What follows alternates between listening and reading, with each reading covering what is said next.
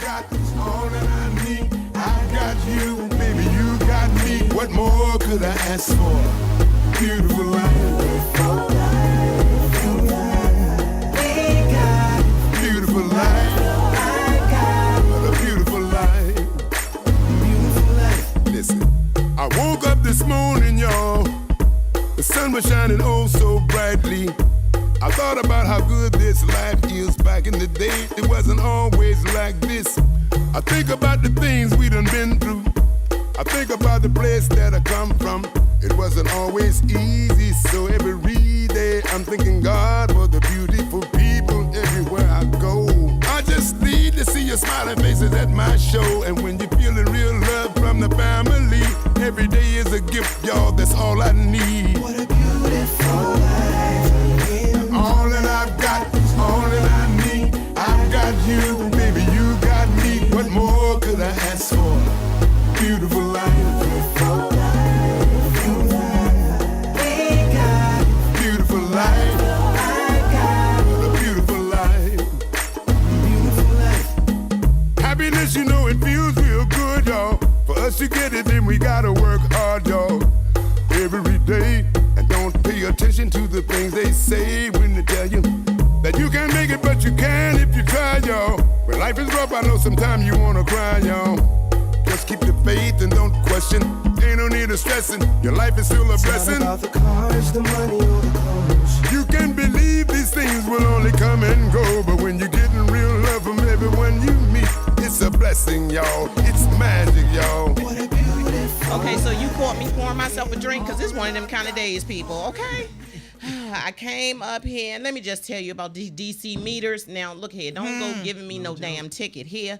But I was around the corner and put the money in, and then all of a sudden, it just starts blinking.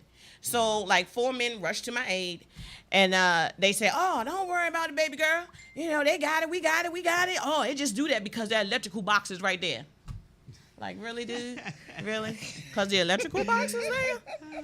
Okay, so you know what? I told them, look, if you see people getting ready, ticket my car, push my car up a little bit to the corner. Just push it up to the corner and act like y'all was, helping the person out, So they might push it away. It's a Mercedes-Benz. They might push that joint right down the opposite way of the street, downhill. Yeah, they might push it and jumpstart that thing. I know, right? Well, I can assure you that the doors are locked and they are anti-theft proof because I couldn't get in and the police couldn't get in when I locked my damn keys in the car. So they ain't gonna be getting in. They just gonna be rolling the car down the street. So today I have 3 guests. I got 1 on the phone, 2 in the studio, and we're gonna get this thing started. I got SK Collins. Can you hear me? Yeah, I can hear you. I have SK Collins on the line. He is the author of 2 novels. He is with Zane's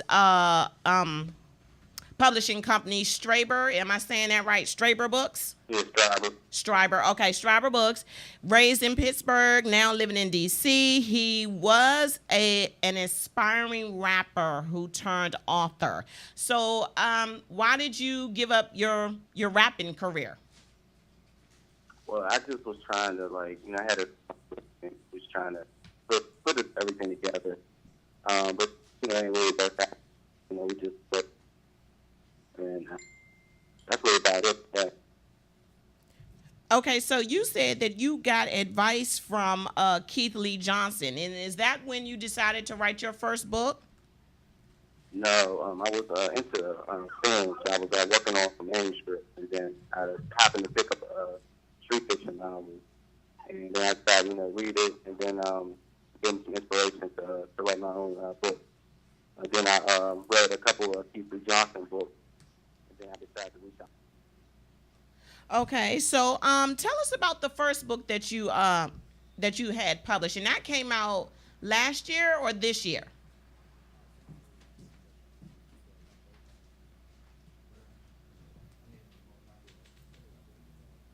Can you hear us, SK?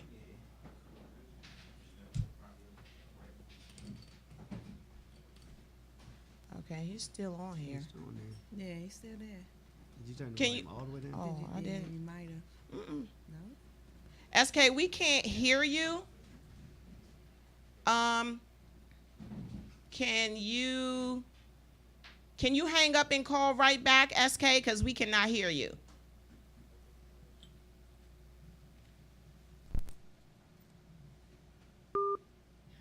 Okay, well, we're having some technical difficulties with him, but you know what? I'm going to introduce you to the two people in the studio right now.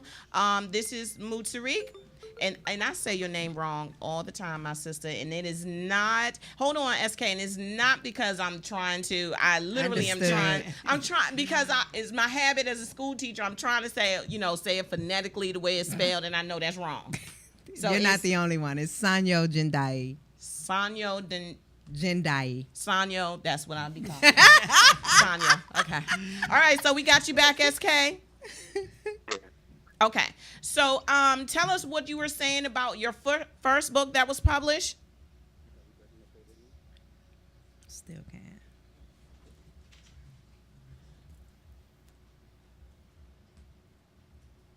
There it is. Okay. Can you hear us now?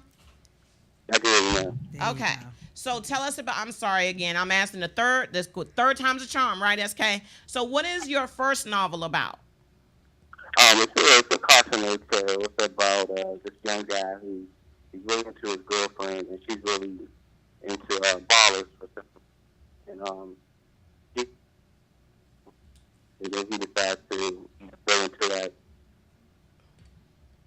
And it's just like a cautionary tale to basically show you how a tragic love story can go wrong. Okay. And that what's the title of that novel?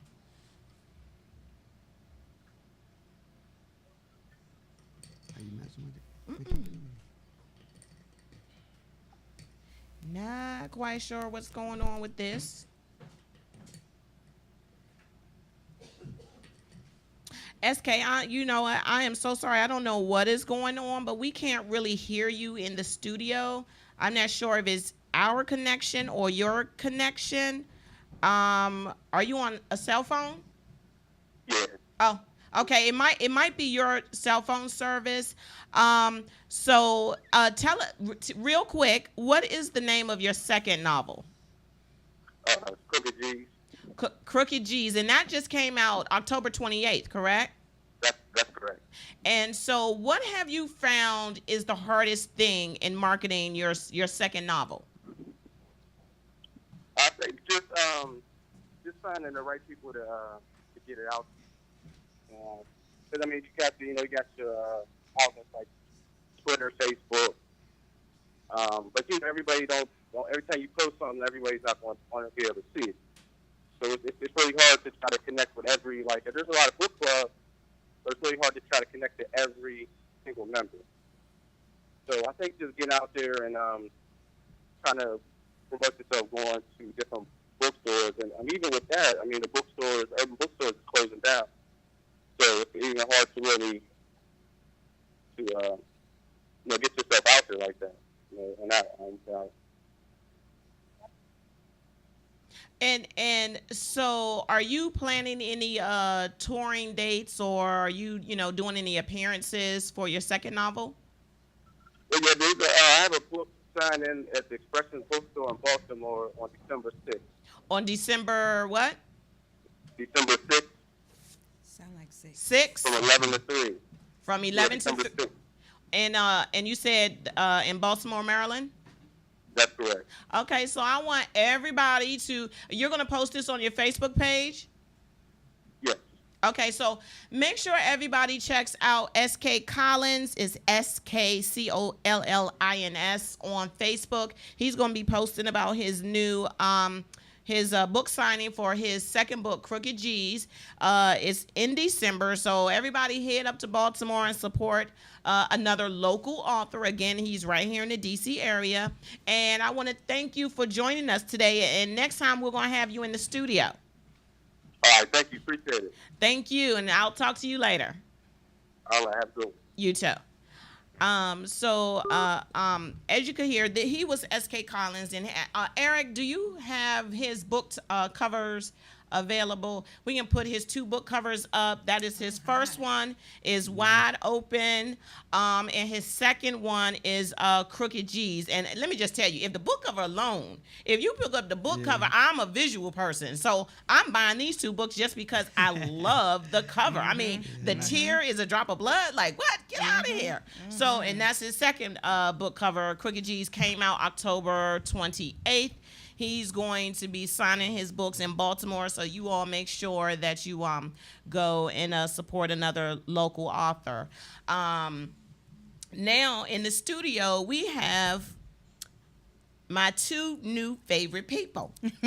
and when I tell you, like, you know, if you've been watching my Twitter feed, I have been talking about the N, and I keep getting the letters, the INPYSH. Whoop, there you go, people.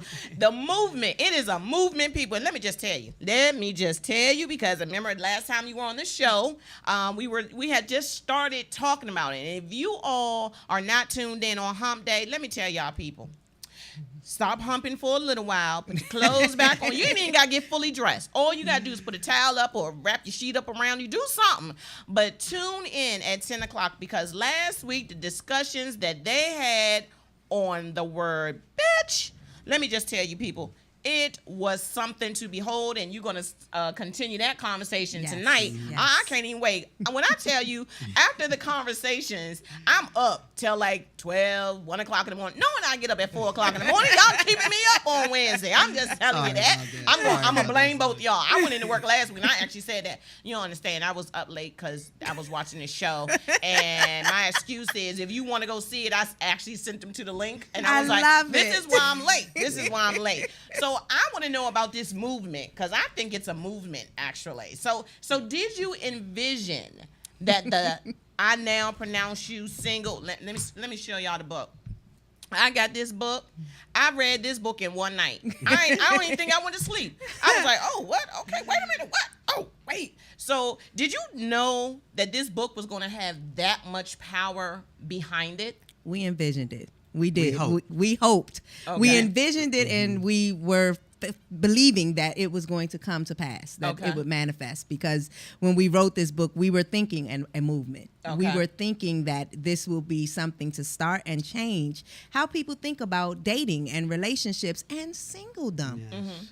So Moo, let me ask you. So when you because both of you had an equal hand in this, did you both decide at that moment it's going to be a movement? We see it as being a movement because you got to speak it into existence. Yes. We going to speak this into existence that this is going to be a movement. Did you ever believe that it would get as big of a movement as it is? Like, did you think you were going to reach a certain amount of people? Because I'm telling you, it's not just about being single and happy. It's about being in a relationship and being happy. So did you think that that relationships were going to benefit from this book? Well, we were hoping that people would still feel the same thing that we do. When we were writing it, we would stop and look at each other and talk about what we were writing. How do you feel about this? How do I feel about it? And we were hoping that we would get that same reaction when people picked up this book and read this. I mean, we were like that wow factor. Okay.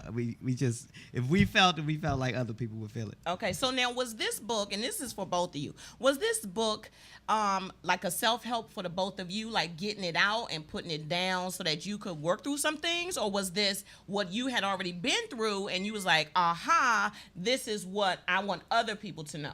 Yes. Yes, it was mainly the latter. Okay. We both experienced some things in relationships and decided that this was not only therapeutic, but it would help other people as well. And I know, Moo, you had that stalker going on after like 4 months. Because, we only touched the subject of that last time, people. Because, she kept coming back. He kept giving it to her. She kept coming back. And then all of a sudden, it was like, okay, don't knock on my door no more. Okay, wait a minute. You can come on in for about 2 hours, and then I'll break you off a little bit and then send you on your way. I actually didn't stop her knocking that day. Oh, when it ended. wait a minute. Wait a minute. Now, how you ain't going to stop her knocking that day? Now, wait. I didn't because I Look, could we do gotta it. hit the easy button. We I need know, to hit the easy button. I mean, because either she was easy or you were easy. One of y'all was easy. Yeah, my Ooh, Lord Jesus. Let me drink. See, my glass is back, people. When the glass come back, the foolishness will begin.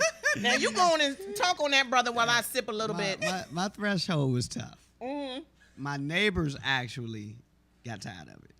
What, the hollering and the screaming and the bed banging? Yeah, my neighbors Lord actually got tired. Jesus, they knocked on the wall saying, cut that out. Let that girl go, boy. The police ended up at the house. For what? Wait a minute. Well, she was a stalker. Yeah, And she was. She brought the police to his house. What? Okay, now wait. She brought the police to your house because you wasn't giving none? Well, actually, they showed up. Okay. She had left. She left, okay. They knocked on the door. They asked, was everything okay? And things like that. I said, yeah, everything's fine. Mm-hmm. It's no problem. She doesn't live here, whatever. So they were giving me suggestions on getting a restraining order, which men don't, Don't do, because it's like, nah, I just couldn't see myself doing that. We can handle this. Right, I'm good. Yeah. So she actually showed up. They were leaving. Uh-huh. And she actually showed up. As they were leaving? As they were leaving. And they, in my opinion, the officer saw this pretty girl, half dressed. It's the pretty girl. Okay, I'm going to make a general statement here. It's the pretty girls that end up being the stalkers now. I'm just saying. They saw, this is what I'm. Don't put it down too good on the pretty girl because they will stalk you my observation relentlessly. Of why the officers even paid attention to her. Okay. And she said some things to incriminate me. Okay. And then what happened after that. It was just a whole. It escalated. It escalated. Lord and Jesus. I ended up in a situation. You ended up in more than a situation. You ended up in a predicament. And it wasn't a soft, wet, warm situation. I know. I'm about to say, Lord, Jesus, she bent you over and had you 2 ways to Sunday. I'm just saying. Hey, you my guy. You my boy. It's like, see, sometimes you got to go with the ones that's not too pretty in the face. I'm just saying. I mean, because, I don't know if that that's why I don't fool with no men that's too cute. Because they will get a stalk on you in a minute. Now, see, I will take a brother with, maybe a missing tooth. I help him get a cap on it. I might work with a brother because he knows that he ain't be too crazy. I don't think it's a science to that. It's not a science to that. Know. Okay, yeah, well, no, I mean, okay, so, but you know what? We all show them tendencies. Like, if you putting it down and we say, we love you. That's the first inkling that if she whispers it and she ain't yelling it out, no, she's boiling the rabbit back at home. Just know that. Just know that. So let me. What was the favorite chapter in the book for you? Like, did you both have a favorite chapter? I know my favorite chapter is the bitch chapter. Okay. That's my favorite chapter. Oh, and the sex. Which one was it? Let me think here. I tried not to mark up the book because I knew y'all was coming. The Sensual Erotic X-Rated, page 56, people. If you don't have the book, it's on page 56. Bitch is chapter 4, which is page 42, right before the Sensual Erotic X-Rated chapter. So those are my 2 favorite chapters. Did y'all have a favorite chapter in the book? Fool's Paradise. I would say that too. Really? Both y'all had to say. Okay, so why was that? It's because it's packed with so many myths and anomalies that happen in relationships and so many things that people don't really like to discuss. Okay. So what is the number one thing people don't like to discuss? Number one. Well, even for you. And I'm coming to you, so make sure you get hear the Jeopardy music. Body odor and sex. People don't want. They don't want to discuss. Men don't typically tell a woman if they smell something, and women don't before typically. Sex, you mean? Yes, and women don't typically tell men, and so that's one of the things that people do not really, especially in relationships, do not really discuss. You'd be surprised. What? Wait a minute. They'll go back to their boy and say, "She pulled her pants down. That shit stank like I don't know what." I know. I saw that. But they gonna still hit it. Okay. First of all, people, let me just tell you this. I am not one of them people. If you pull your pants down and I'm smelling something, I'm telling. Pull them back up. That's it. Pull them back up and go to the shower, and I'm not even gonna see you at that point. No, people, not happening. Okay, so I can't even believe that. Why is that so taboo? Like, wouldn't you want? Hey, I might not say nothing to you, but I'm gonna say, come on, let's go shower together. It's fair. Let's go take a shower it's together. Fair. And it's fear of what? That they ain't gonna get it? It's just fear of reaction.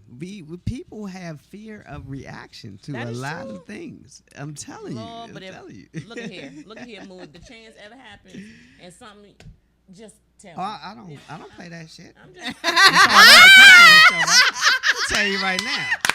Hey, first of all, my shit will not operate. I'm just saying, right? operate. He said it won't operate. Okay, It's so not you- going to salute if it's smelling funny. Before I let you think there's something wrong with me, I'm gonna tell you. Okay. No, your Be shit. like, nah, that ain't happening. you That foul. ain't happening, boo. Yeah. That ain't Smell happening. foul. Yeah. Wow, it's foul. Yeah. All up around in there. All in all up in there. All in the lower region. All in the lower region. Okay, so what's the number one myth for thing that you found? Like she said, body odor. What's another one? Well, it's the self-worth, and what we talk about in our Food's Paradise is the people in denial of who they are and what they should require. Oh. And we go in kind of deep and it's also on social media. Okay. I mean, because it's this mythical. You create who you are, who you want to be on social media. Yes, yes. And you try to convey it to other people, right? And it just doesn't work. Okay. And you get all mixed in with people and their issues and things like that. So that was one of my favorite sections in Food. Are we going to talk about that on the show? We're gonna break chapter 7 yeah, into. that might take a while. Each topic is a show. Chapter Chapter 7 is going to get broken down. I can't completely. wait because we like the discussion. I know I do. I find discussion the biggest turn on ever. Yes. Like you can talk to me all night and I'll be like, Yes, "Ooh, yes. What do you want? You want money? Yes. Hold on, let me get you some money. What, you want the credit card? Hold on, let me. As long I ain't as giving you that have- up, but I definitely I love. will- I'm a hey, I will- sapiosexual. I love intellectual will swipe conversation. that credit card quick. Yes. Be like, ooh, okay, can you just talk a little bit more to me? Yes. And then, like I said, I am a sucker for a well-dressed man, but I'm also a sucker. I saw now, okay, this is just totally wrong. I saw a man, I was coming up here, I was on Georgia Avenue, like 2 blocks away, down that way, and a guy came across the street, he had on jeans, nice cowboy boots, leather blazer. I rolled my window down. I was like, hey, come here. I was like, can you come here? Because the light was red. I knew I wasn't going to get through it. Reverse flirtation. I know, right? I felt like I was doing street harassment. I was like, oh, Lord Jesus, I'm street harassing the man. But I was like, you know what? That's okay because they do it to us all the time. All the So I was time. like, come here. You work down here? He was like, yes. Yeah, I'm like, oh, okay. And then it happened. Pulled out a damn cigarette. Bye. Light green. Wow. I can't get with a man that smokes. No. I will smoke a man, but But you I can't. Love it.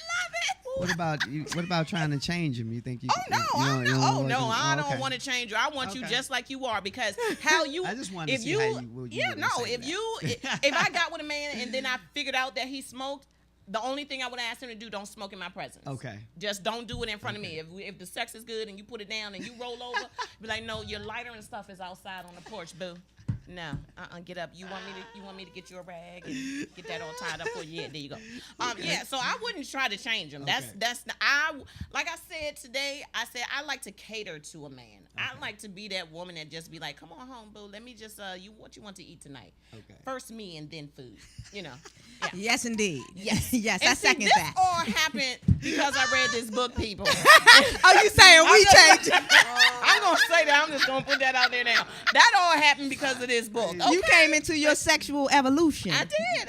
And that's I a find wonderful myself thing. More willing to talk about more things. Like with a select few, I will talk about some things. But this book is like, you know what? I'm just gonna let it be out there. And why? that's what it's for. See? So that's why I said you all created a movement. Yes. And so did you think that the conversations that you created was going to be this in-depth? Because when you're on your show at 10 o'clock tonight, people, WLVS, Listen Vision Live, 21 countries, so just make sure you tune in. But when you're on the show, the responses that you're getting on Twitter and Facebook is like incredible. And yes, I have called in and I have Facebook messages. So did you expect that? Did you think it was just going to be birds chirping and you really were just going to be, having this conversation between the two of you and we were just going to be in your living rooms watching? Well, that was the incentive for the presentation. Okay. Now, we would have had that response, I do believe. I mean, it would have been an initial, and people would have been intrigued because I know a lot of people, Sanyo knows a lot of people, but the presentation, the raw and uncensored presentation, I think that's what took it over to that next level. Okay. And once people realized, because I was already posting things on Facebook, and we did our own marketing before we came out with the before we released the book. Okay. We were doing just uncut posts, and they were wild making and people causing guess what INPYSH was. You know, I bet you some of them guessed. It was all about marketing in the beginning, and then when people actually got their hands on the book and realized that this shit is real, everything they were posting is in this book. They were talking. We understand the connection now. I think people were overwhelmed. Okay, so you know what the other favorite chapter of my Caveman. Oh, I love Caveman. Ooh, Caveman had me thinking some things, but you know what? It makes you use the other part of your brain. Yes. Like the part of your brain that really doesn't get used a lot. Yes. Yeah, because when you really think about it, when people read something, they're reading it. They're reading it like they're in school and it's like, okay, I read it, boom, done. Exactly. But this book, okay, I now pronounce you single and happy, people. This book, actually, you can read it, but you have to go back and reread it because you're using that part of your brain that you're like, what? Wait a minute, what just happened? I think I got a headache. What's going on here? I'm thinking a little bit too much. Did they just say that? But you're making people question their relationships and their singlehood. Yes. Now, for me, I know my singlehood is it. You know, I was like, okay, yeah, I'm good. I don't need a man. It'd be nice to have one and all that. But after reading this, it's like, you know what? Having a man is a lot of work, but being single is even more work. And most people think, oh, okay, I'm single, I'm free, I don't really have to worry about it. So for you as a woman, when you wrote this book and when you go out and speak to people, what is the number one question that women ask you? Most of them ask, how can you be happy single? What? Really? Yes. Okay. Because the majority of people believe that you have to be in a relationship to be happy, and especially where women are concerned, they don't believe that we can actually enjoy life without being in a committed relationship. Now, to say that I'm single doesn't mean I don't get sex. Okay. It doesn't anything else. Or anything else. It doesn't mean that I don't go out to don't mean eat. she ain't getting Doesn't sex. mean I don't go spend time with Right. men. It doesn't mean any of that. And even during the times when I've taken hiatuses, that's the next question is how did I go 5 By years choice. without having sex? And that is because of by choice I chose to deal with me. Okay. And one of the things that we don't do is we get out of a relationship and go right into the next one without dealing with our internal issues that could have contributed to the demise of the other relationship. Right. So I took 5 years as a soulcation, and so when I explained to them that I learned how to love me, and that is the biggest question people want to know: how do I get to that point? Because it's not as easy as it seems. Most people think they love themselves. They really do until they dissect their actions, and then they begin to see that, no, this wasn't an action of self-love. Okay. This wasn't an action of self-love. And so that is the question, and that is what I began to tell them. I had to go dig deep within myself and reach back to that little girl within and deal with those issues that never got dealt with in order to become the woman that I am today. Hello, people. She took a soulcation. Okay. Love it. Much like a staycation, but you're digging within yourself. Yes, Okay. yes. So what about you? What did you get out of after this book came out? And you said you wrote it because you have been through some things with the whole stalker. You've been through some things.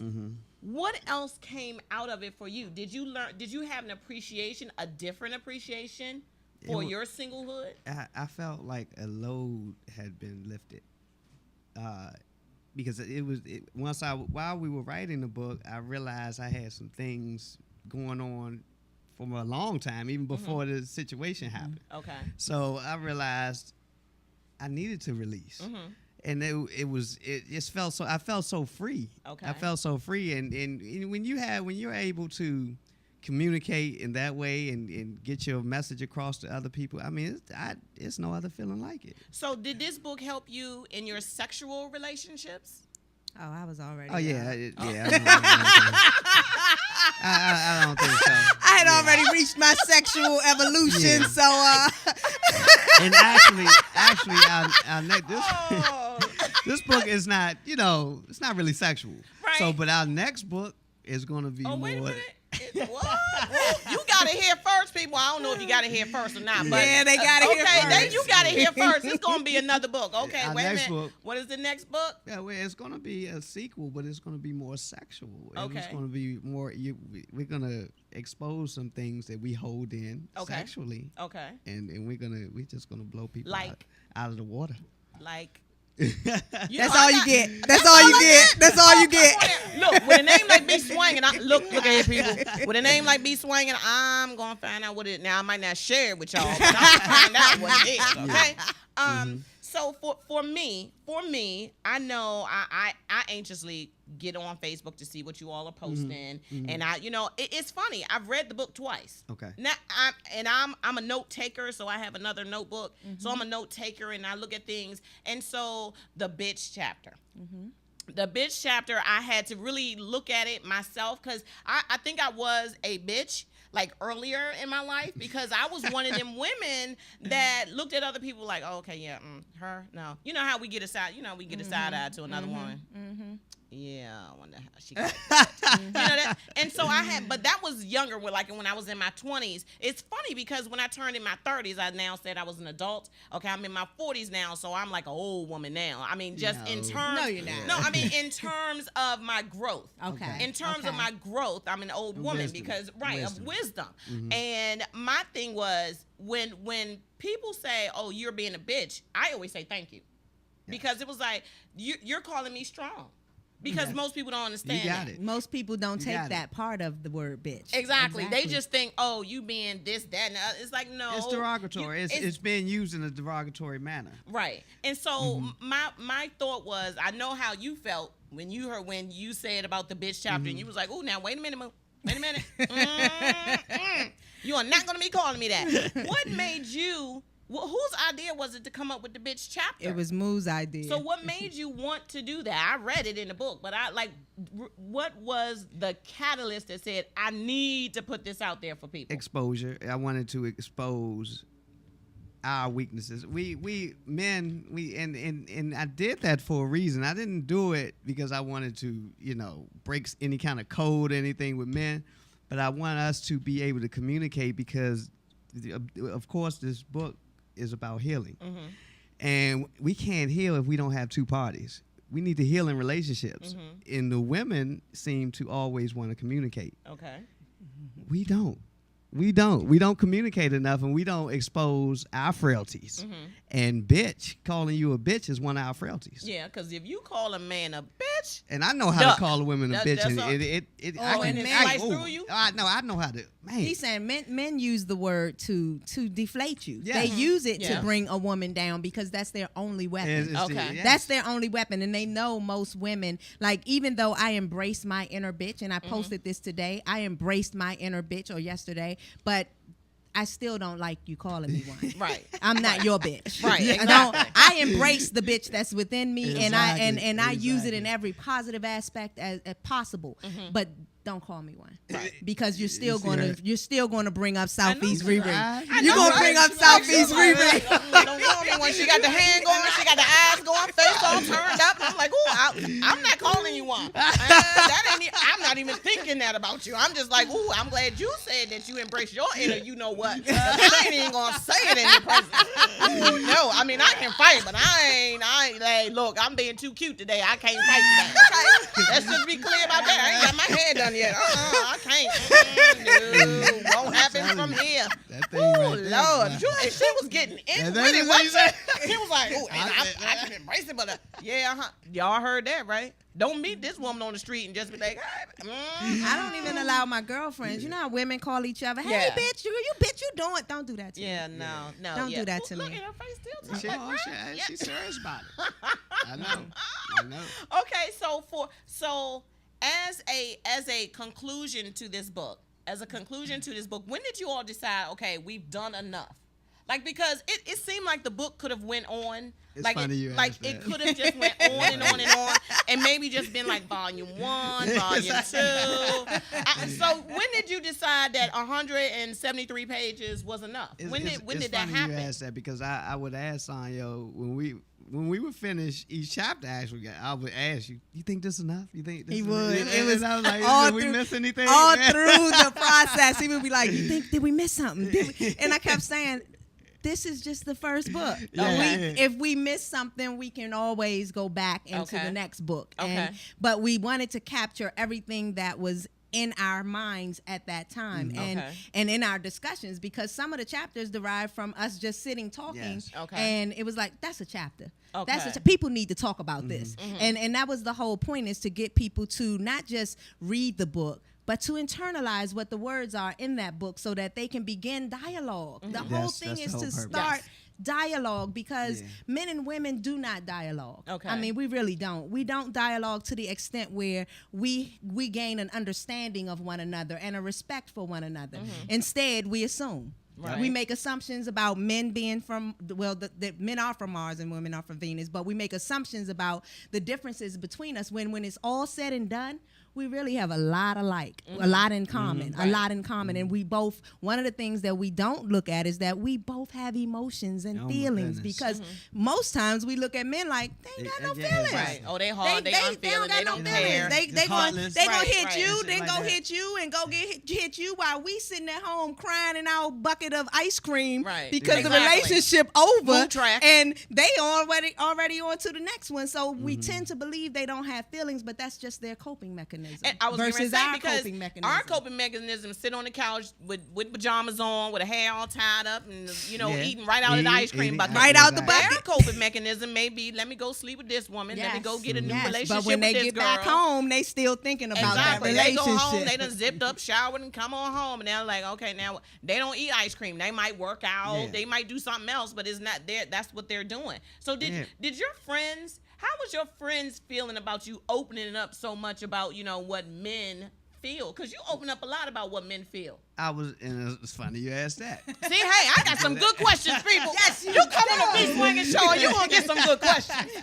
Because I asked Sonya, what do you think the dudes are gonna think about this? You know what I mean? And I was shocked, actually, because the first couple of experiences, dudes were appreciative of what I did. Okay. Yeah, I couldn't believe it. I thought I was gonna get some kind of flack, but the way I presented it from a male perspective, I think dudes caught right on to what I was trying to do. So it hasn't been. I'm still waiting for that one dude to say, be like, I ain't your friend no more, dog. But I actually don't think it's going to happen if they actually read and and especially my post on Facebook, because I'm always fair. I don't just go in on the women or just go in on the men. I make it a fair issue, and so because that's how it is in reality. Okay. You just can't be one-sided. Right. So have you found that dealing with women now, like, is it a prerequisite of being with either one of you that they need to read the book first? I'm just saying. I've read the book, Moo.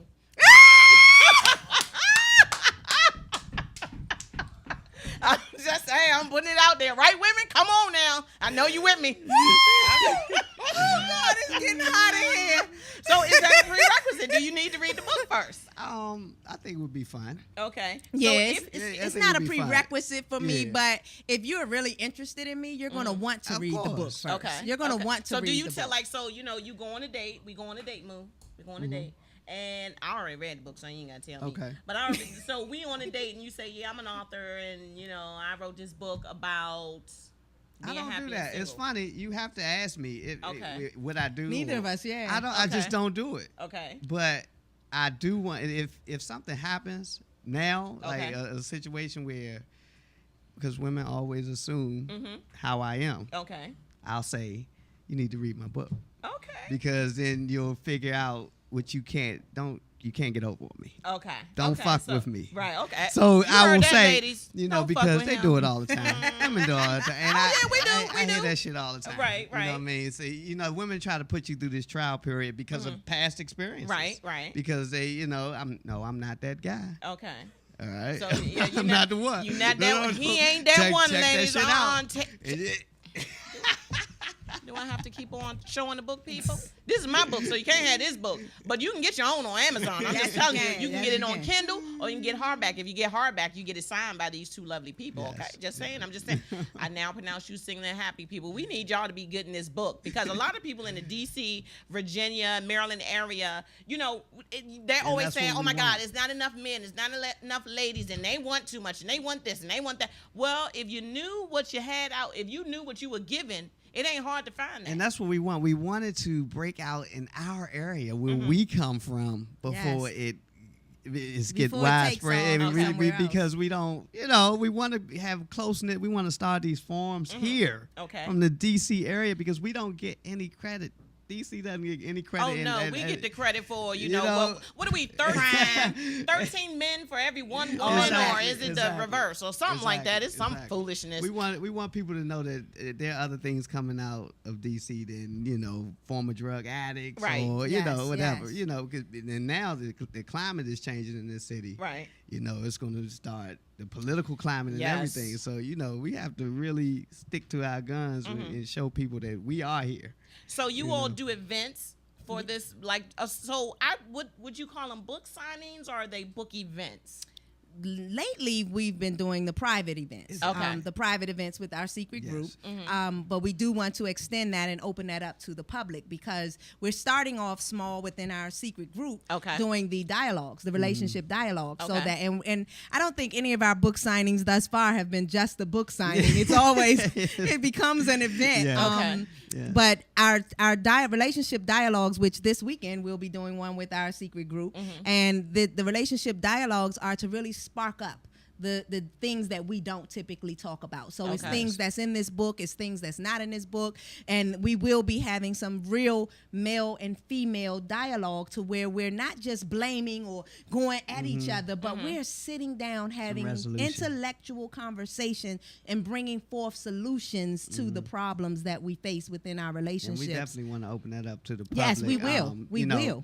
Hopefully in the beginning of the new year. Yes, yes. So are you looking at just being in the D.C., Oh, Maryland, no, Virginia no. taking we're this trying to get to Atlanta. We're trying to get to New York. We're trying to get, we're trying to take this as many states that will welcome it. As many states that will welcome the movement that is taking place, the INPYSH movement. We want to travel and spread that word because to think about it, it will be a beautiful world where we can meet someone and have real conversation. And even if we're not interested in each other, we can still have good dialogue. We can build friendships, and we don't have to be fucking. Right. And that's the other example of me and her relationship. Yes, because look at here, people. They done got this question almost every week. They everywhere. Are not a couple. They are not a couple. You can be friends with the opposite sex and not have sex. Yes. They are two great friends. Would you call yourself best friends? Are you best friends? Yes. They are best friends, people. There's no sexual relationship here. So stop asking. Stop asking. I mean, my goodness. I mean, honestly, you know what? Honestly, if you look at your relationship, it's too close, almost too close to be a relationship. It's like brother and sister type thing. You know, like your family. Yes. So if you're looking at them like their family, you wouldn't assume that they're a couple. Now I ain't gonna lie. When I first met them, I just felt, it was me. It was my show, and I asked questions. So once they told me, and I got to see you all's dynamic, it was like, okay, this is family. This is like your sister and brother. So this is like something, like I have that with someone. I have a really, really close relationship that I can talk about anything with that person. And it's like you sit and you have a conversation and it's nice and easy, no pressure. Yes. You don't have to worry about, okay, well, at the end of the night, are we going to get it in? Are we going to the room? Are we going to the back? We're going to stay here on the couch. What we going to do? You know, you don't have to worry about that. Can you imagine if more of us could do that? I know, right? How far we would get? Exactly, because here is how you start a relationship. You start a relationship by communicating. Yeah. Yes. You start a relationship by talking. And again, I got to pull the book up here. Start your relationship reading I Now Pronounce You Single and Happy. I'm glad you said that. Can I say one of the most beautiful moments after writing this book and releasing it was when we started receiving emails or feedback from 60-year-old couples who sat and read this book in the bed together and had great feedback. So for an older person, 60-something years old, to tell us you hit it. Right. You hit it right there. And these are married couples. Yes. Most people look at this title and think, oh, I can't read this book because it's for single people. Well, no, It's for relationships. Yes. It's for single people. Yes. It's a journey to self. And most people believe in relationships, they don't have to journey to self. Right. Because they have someone else. But just because you have someone else, it doesn't give you permission to neglect loving yourself. And that's what people need to know. And that's what a lot of people do. They're in a relationship and they're so tied to that person, their husband or their wife or their girlfriend, boyfriend, or, you know, significant other, that they forget all about them. Yes. And you know what? This is a good book for parents as well. Yes. Because I looked at a lot of the things that I was doing in here, and I had become, even though I was married for, 25 years, I looked at a lot of the things I was doing in here. I was using my kids as the excuse so I didn't have to talk to the husband. Because, I mean, women, we will do that in a minute, right? It's like, I don't have time to talk to you because I got the kids. The kids got to go here and do this, that, and the other. Exactly, and I learned early on that if I really wanted to, push him off, all I had to do was not say a word.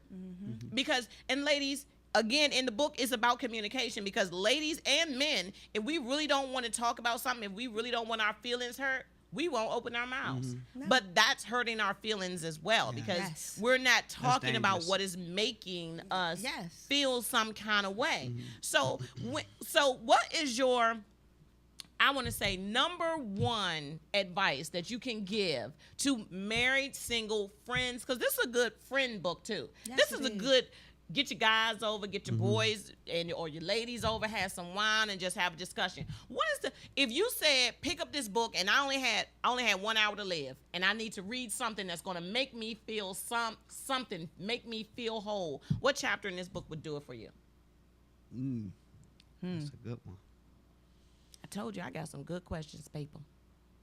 It had to be Fool's Paradise. Fool's it Paradise? It would have to be, because it's just encompasses so much in its little tidbits, and we purposely, strategically didn't go deep into subject like you said. It could have been a 400-page book, but we wanted to spark the dialogue. So if you read these chapters and sections, it makes you want to communicate. It's like a strength that it has. It makes you want to talk about these things. So in your next book, are you going to do like little workbook type things to go along with it? It's something to think about. Okay. It's definitely something to think about, because the workbook will give people more things to dig deep within themselves. So it's something to think about. So let me ask you, because I know that you have a publishing company, and I know you had a new book come out recently. It's Yes. about breast cancer. Yes, it is. So Yes. tell us real quick about that young lady. Real quick, we have a literary coaching company. I want to stress that, because publishing Publishers, company yeah. is, you know that. Yes, yes. But we have a literary coaching company, and our first client, Janai Childress, just wrote 2 children's books. One is called London Giselle Hall Presents My Beautiful Mommy, and the other is Kids Wear Pink Too. And that is the catalyst to an organization, a nonprofit organization for young kids whose parents are battling lung cancer, and she's going to begin to provide college funds for them so that they can or who parents have succumbed to lung cancer as well, so that they can have, because no one thinks about the children. Right. No one really, it's rare that we think about, we think about the person battling it, but it was rare that we think about these little kids that are left behind if their parent succumbs, or even if they're not succumbing, that they're battling and they're going to chemotherapy and they don't have the time to do the things that a parent would do with their children. This organization will have that. We'll have people that can step in and help and say, hey, we'll cook for you and your family. We'll take your daughter to this thing. We'll do this. So that those 2 books are, I mean, it was an honor that she chose Musa Books. For us to help her manifest her dream, and she's doing well. The books are doing wonderfully, because it's a market that hasn't been touched. Right. And so you offered to have her on your show at some point, and we would definitely make the connection, because she is now beginning to make her rounds, and she's doing book signings, and she's doing radio shows, and it's a beautiful thing, and it's based off of a true story. Her best friend has stage 4 metastatic breast cancer, and she has been given a certain amount of of time. So she has made these books because her best friend has a 5-year-old little girl. And so, and I want people to hear that because it shows how you can take something tragic, you can take something traumatic, and you can turn it into a positive. Yes. And that's what she did. She's dealing with this and battling with her best friend, and at the same time, she's using her best friend's life to turn it into a positive. And so, everybody, if you need, please go out. Say her name one more time. Janai Childress. Janai Childress. Pick up her book. Help. Even though Breast Cancer Month was last month, it really needs to be dedicated all year long. It's not a 1 month disease. It's not a 1 month out of the year that it's nice that the NFL wears pink and all that foolishness, but do more all the other 11 months out of the year. So I want to thank you all. Make sure you all tune in tonight to finish the part 2 of the bitch word. They're going to be back in the studio 10 p.m. right after Kay Lowry Moore with the conversations and confessions. That's our Hump Wednesday crew. That's our Hump Wednesday crew. The most fun you can have with your clothes on, That's people. Right. Triple threat Wednesdays. I just got a real quick soapbox moment. Let me just tell y'all, I went to go get a new phone yesterday. It was like buying a car. Yes, it is. It is. All I want to do is upgrade my phone. Now, I had my little Android phone. I was happy with it for 5 years. I was happy with it, right? Had to go in. I had to get the HTC M8 number 1, something or another. Now, they put this case on. I don't know how to get the case off. I don't know what they got. But I know now that, look, all I could do last night when I bought the phone, I got the phone at 6 o'clock last night. I got the phone at 6 o'clock last night, right? I wasn't able to get a call until 10 because I didn't know how to answer the damn thing. I kept looking at the thing and I'm pressing the button and it ain't unlocked it and it was just foolishness. Okay, so if you have called me in the last 24 hours, just know I'm learning the new phone. I got to go home today and I got to read the manual, okay? So, yes, I'm going to read the manual. I think I'm the only person that ever reads the manual. No, I read them. I read them as well. I read my car manual front to back. I read my book. I'm a reader, yes. I just need to know because if anything go wrong, I'll be able to troubleshoot it myself. Right. So let me just tell you, Sprint, thank you for the new phone, but can you please make it an easier process? I mean, when she told me, she said, okay, well, now that you have the phone, don't try to sell me nothing extra. I didn't want that because first she was like the heart of karma. To upgrade. They have to. She turned on the speaker, and I was like, almost 2 hours. Well, yeah, it's like buying a car. I got in there at 3:15. I did not walk out of there at 5:25. And it's like buying a phone. Yes. For a phone, I should be driving a brand new car out of here the way I've been, And then you had to upload your stuff. I had to upload phone. everything on it. I said, never mind. Just I was like, it's all on the iDrive, Google Drive, whatever the same hell it is. It's all on there. I'll just get it done. So last night I was on FaceTime with my son and I'm on the screen. I'm like, see my phone, son? I said, now look at here. With it. He was like, Mom, will you please? Like he was just calling me out. And then he was loud talking me. I'm like, you gonna loud talk me? Like how you gonna loud talk your own mama when I'm trying to learn the phone? Right, so just know, people, that if I don't answer you, it's because I have a new phone. Okay. So the hour is over. I want to thank my two guests. We had so much fun. Yes, thank you. So much fun in the studio. And just in case you didn't know, I'm an author also. I don't talk about my book long, enough. My book is, let me just say this, it deals with domestic violence, self-esteem issues. Cheryl and Kevin have this very volatile relationship, but this is the book that's going to tell you why she stayed. Mm-hmm. And it is not what you think. Lovely. Most people think, oh, okay, well, I don't know, she's dumb and I would have been out there. No. Read the book, people. It gets real quick. I go to 0 to 100 real quick, people, on the very first page. So if you don't have this book, you need to go out and get it today. I want to thank you both for being in the studio. I want to thank SK Collins for being on the phone with us, even though we had a little bit of tech. That could have been me with the phone. I don't know. But I'll make it up to him somehow, some way. And I look forward to more of this INPYSH movement. I can't wait. I can't wait to see the discussion that's going to go on tonight. I will be online with my questions and my observations. Lovely. And we can't wait to have you in the new year because we will be having you on our show. I can't wait. Ooh, honey, it's gonna be a stone blast, honey. Ain't that the old soul train line? So we are all living beautiful lives, people. And if you didn't know it, you just need to stay tuned every Wednesday, starting at 4 with me, B. Swangin Webster, 9 o'clock with Kay Lowry Moore with conversations and confessions, and then hump on in at 10 p.m. for the I Now Pronounce You Single and Happy show with my two lovely guests in the studio today. And if you didn't know, we are telling you now, we're living a beautiful life, and we will see you next week. What a beautiful life. All that I've got is all that I need. I got you, baby, you got me. What more could I ask for? Beautiful life. Beautiful life. I got what a beautiful life.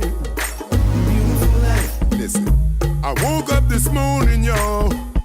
The sun was shining oh so brightly. I thought about how good this life is. Back in the day, it wasn't always like this. I think about the things we done been through. I think about the place that I come from. It wasn't always easy, so every day I'm thanking God for the beautiful people everywhere I go. I just need to see your smiling faces at my show. And when you're feeling real love from the family, every day is a gift, y'all, that's all I need. What a beautiful life. All that I've got is all that I need. I've got you, baby, you got me. What more could I ask for? Beautiful life. Beautiful life. I got a beautiful life. Beautiful life. Happiness, you know, it feels real good, y'all. For us to get it, then we gotta work hard, y'all. Every day.